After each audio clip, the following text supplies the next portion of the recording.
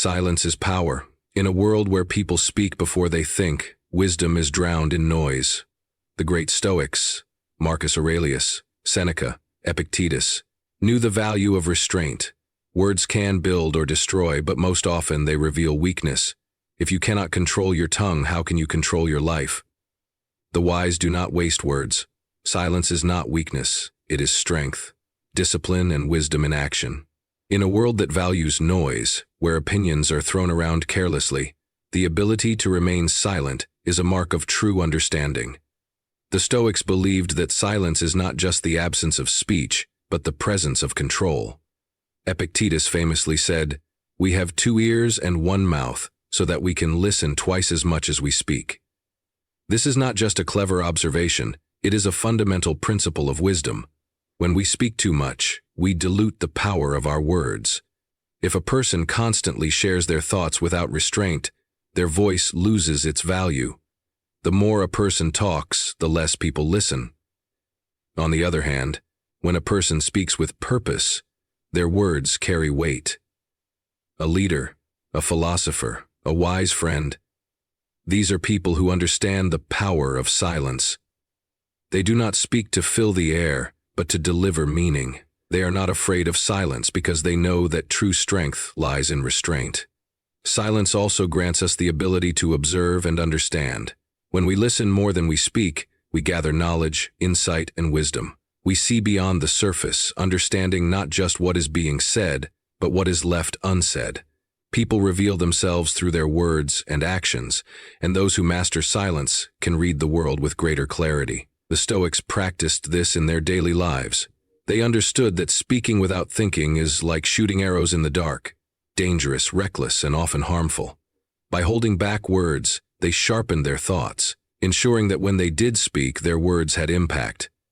Another great benefit of silence is that it prevents unnecessary conflict. Many arguments, fights, and regrets are born from words spoken in haste. How many times has a single sentence caused the ruin of friendships, relationships, or reputations?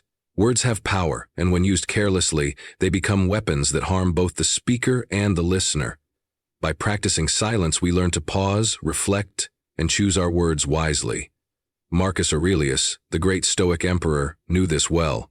In his Meditations, he wrote, "You always have the option of having no opinion." This is a powerful reminder that not every situation requires our input. Silence can often be the best response. Silence is also a form of inner discipline. To control one's tongue is to control one's mind. A person who cannot stay silent reveals a restless, undisciplined spirit. They seek constant validation, approval, or attention. But the Stoic, the wise, the strong, these are the ones who are content in their own thoughts. They do not need to prove themselves with words, their actions speak for them. A disciplined mind knows that silence can be a tool for personal growth. When we are quiet, we create space for reflection, for understanding our emotions, and for strengthening our character. In times of anger, silence is even more valuable. Anger is a momentary madness, and words spoken in anger are rarely wise. Seneca advised, "The greatest remedy for anger is delay." When emotions are high, silence acts as a shield. It prevents us from saying things we will regret and allows us to process our feelings with a clear mind. Those who react instantly with words often find themselves regretting them later. But those who practice silence can master their emotions, responding not with impulse, but with wisdom. The modern world is loud. Social media, news, endless debates. Everyone is speaking, but few are listening. The Stoic knows that silence is a rebellion against this noise. It is a way to reclaim control over oneself, to stand apart from the crowd, and to cultivate inner peace. In the end, silence is not about never speaking. It is about knowing when to speak and when to remain quiet. It is about ensuring that when words are spoken, they are necessary, meaningful, and true. There are few things in life we can truly control, and our tongue is one of them. Yet, many people fail in this simple discipline. They speak without thinking, react without restraint, and allow their words to dictate the course of their lives. The Stoics understood that control over one's speech is control over one's destiny. What we say can create peace or conflict, build trust or destroy relationships, elevate our character or expose our weaknesses. To master our tongue is to master ourselves. The first step to controlling our speech is recognizing that not every thought needs to be spoken. In moments of frustration, excitement, or anger, the impulse to respond immediately is strong, but wisdom lies in restraint. Marcus Aurelius reminds us, "You always have the option of having no opinion." This is a powerful lesson. Just because we think something does not mean it must be said. Silence is often the wiser choice, especially when emotions run high. A single word spoken in haste can lead to regret, while a moment of silence can prevent unnecessary harm. Epictetus, another great Stoic philosopher, emphasized that speech should be deliberate and purposeful. He warned against idle talk and gossip, as they serve no higher purpose. When people engage in careless speech, they lose control over their own minds. They allow their words to be dictated by impulse rather than reason. Those who talk excessively often say things they later wish to take back. The Stoic, on the other hand, understands that words should be chosen carefully, with full awareness of their impact. Controlling one's tongue is not about complete silence, but about disciplined speech. It is about speaking when necessary and remaining silent when words add no value. It is about ensuring that speech aligns with virtue, truth, justice, wisdom, and courage. If words do not serve a higher purpose, they should be withheld. This is why the Stoics were known for their measured, thoughtful responses. They did not speak to fill the silence. They spoke only when it mattered. Another reason to control speech is that it protects us from unnecessary conflict. Many arguments and misunderstandings arise simply because people fail to think before they speak.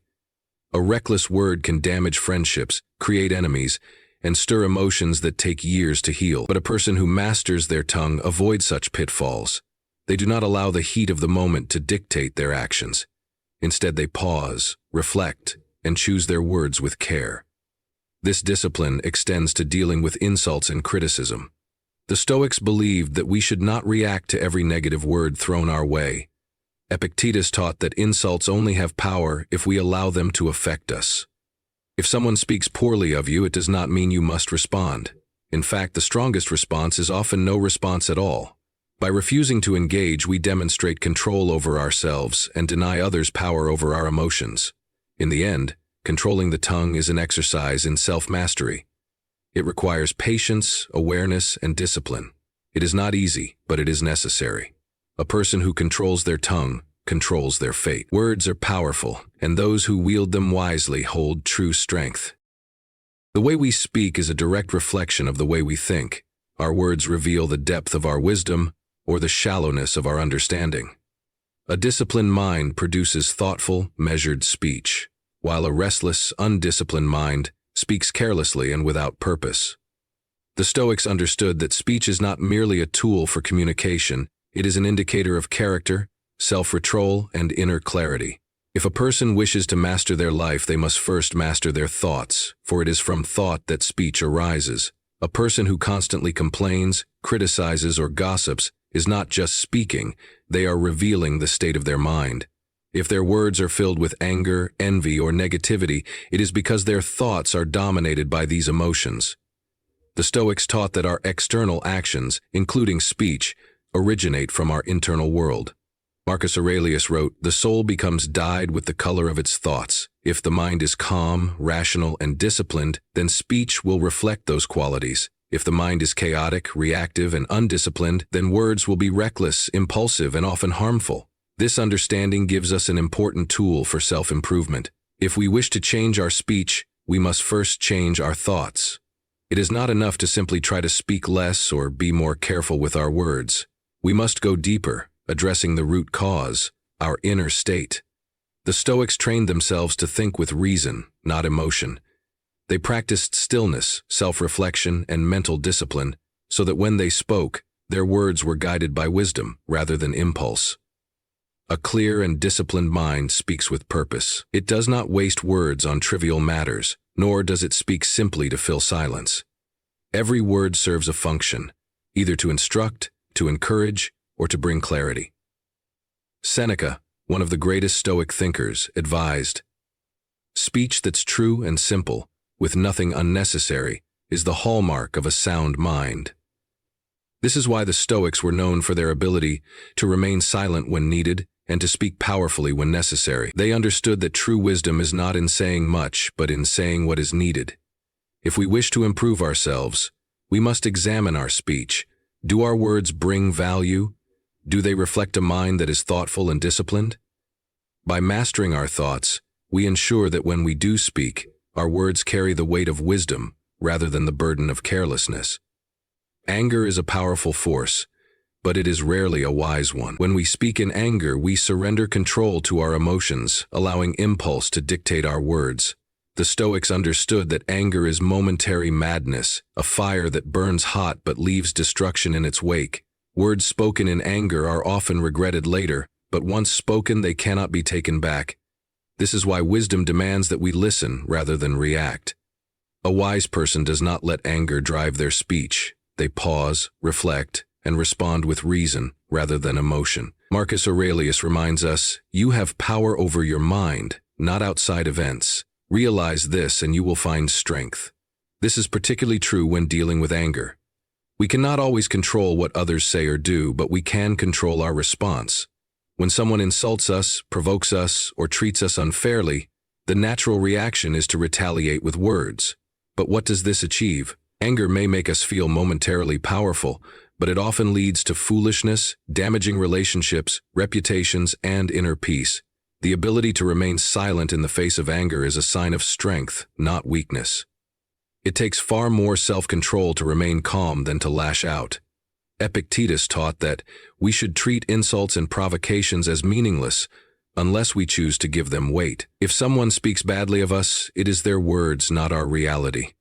The wise person listens, observes, and waits. They do not allow anger to pull them into unwise speech. Instead, they understand that silence can often be the most powerful response. This is not to say that we should always remain silent in every conflict. There are times when we must speak up, defend ourselves, or correct injustice. But even in these moments, wisdom must guide our words, not anger. A calm, well-reasoned response is far more effective than a loud emotional outburst. When we listen first and speak second, we ensure that our words carry meaning rather than regret. Anger is fleeting, but its consequences can last. Silence is often mistaken for weakness, but in truth, it is one of the greatest strengths a person can cultivate. The ability to remain silent when others rush to speak, to hold back words when emotions run high, and to observe before responding, these are signs of true self-mastery. The Stoics understood that silence is not just the absence of speech, it is the presence of discipline, control, and wisdom. Those who can remain silent in moments of impulse prove that they are in control of themselves, while those who cannot stay silent reveal their lack of restraint. In a world that values constant communication, silence has become rare. People feel the need to voice every thought, express every emotion, and respond to every situation. But this endless talking often leads to more harm than good. Words spoken without thought can create misunderstandings, damage relationships, and expose our weaknesses. The Stoics knew that silence is a tool that can be used to observe, learn, and grow. When we remain silent, we give ourselves the opportunity to listen, to others, to our own thoughts, and to the wisdom that exists beyond mere words. Marcus Aurelius, one of the greatest Stoic thinkers, practiced silence as a way to strengthen his mind. He understood that silence forces us to reflect, to think before we speak, and to ensure that our words have value. He once wrote, "Let silence be your general rule, or say only what is necessary and in few words." This is a reminder that not every thought needs to be spoken, and not every situation requires our voice. Sometimes, the best way to assert strength is through restraint. Silence also gives us power over our emotions. When we are silent, we create space between stimulus and response. Instead of reacting impulsively, we allow ourselves to process events with clarity. This is particularly important in moments of conflict or anger. If we speak too soon, we risk saying things we will later regret. But if we remain silent, we give ourselves time to think, to choose our words carefully, and to respond with wisdom rather than emotion. Another benefit of silence is that it makes our words more powerful. When a person speaks too often, their words lose weight. But when a person who is usually silent chooses to speak, people listen. Their words carry significance because they are not wasted. The Stoics understood that speech should be meaningful, not excessive. They did not engage in unnecessary chatter, nor did they feel the need to prove themselves with words. Their silence was a reflection of their confidence and strength. Finally, silence builds inner peace. When we embrace silence, we free ourselves from the need for external validation. We no longer feel the pressure to constantly explain ourselves or to seek approval through words. Instead, we become comfortable in our own thoughts, content in our own presence. True strength is not found in loudness, but in the quiet confidence of those who know that their silence speaks louder than words ever could. Life is short. This is an undeniable truth, yet many live as if they have endless time. The Stoics embraced the concept of memento mori. Remember that you will die.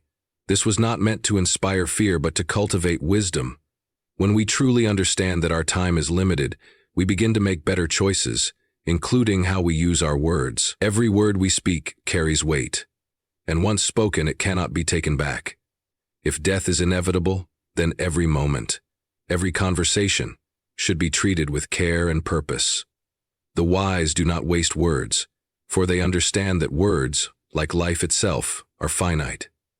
Many people speak without thinking, believing that words are free. But words have consequences. They can heal or harm, build or destroy, unite or divide. A careless remark can ruin a friendship, while a thoughtful word can bring comfort to someone in pain. If we truly grasp the reality of memento mori, we will realize that there is no time for meaningless chatter, idle gossip, or destructive speech. We will begin to see our words as part of our legacy, something that will outlive us in the minds of others. Marcus Aurelius, one of the greatest Stoic philosophers, constantly reminded himself of the fleeting nature of life. He wrote in Meditations, "You could leave life right now. Let that determine what you do and say and think." This is a powerful call to mindfulness. If today were our last, how would we speak? Would we waste our words on trivial complaints and empty conversations? Or would we choose words that reflect wisdom, kindness, and truth? The awareness of mortality forces us to be intentional, to ensure that when we do speak, our words serve a purpose. Seneca, another great Stoic thinker, emphasized that time is the most precious resource we have. People guard their money and possessions carefully, yet they spend their time recklessly, as if it were infinite. The same applies to speech. People waste words without considering their value. But if we treat our words as we would a limited resource, spending them only when necessary, we will cultivate a habit of mindful speech. This means speaking only when our words add meaning, when they help others, or when they express something truly worth saying. Memento mori also teaches us to let go of petty arguments and unnecessary conflicts. If life is short, why waste it on anger, insults, or meaningless debates? How often do people ruin relationships over words spoken in pride or haste? If we were to die tomorrow, would those harsh words still matter? Would we not wish instead to have spoken with love, understanding, and patience? When we remember that death is always near, we begin to choose words that uplift rather than tear down. Another important lesson of memento mori is the power of silence. Sometimes, the wisest choice is not to speak at all.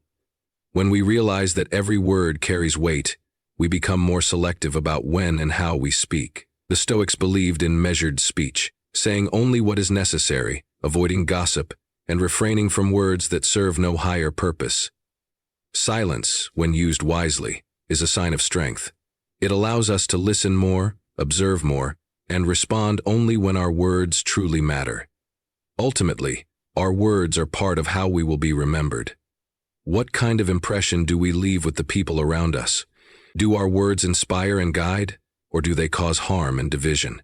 If we live with the awareness of memento mori, we will strive to leave behind words that reflect wisdom, kindness, and integrity. We will ensure that our speech aligns with our values, knowing that one day, our voice will be silenced forever. By remembering that life is short, we learn to speak with purpose. We choose our words wisely, knowing that they may be among our last. We embrace silence when needed, understanding that sometimes restraint is the highest form of wisdom. Memento mori is not just a reminder of death, it is a guide for living well, and part of living well is speaking well.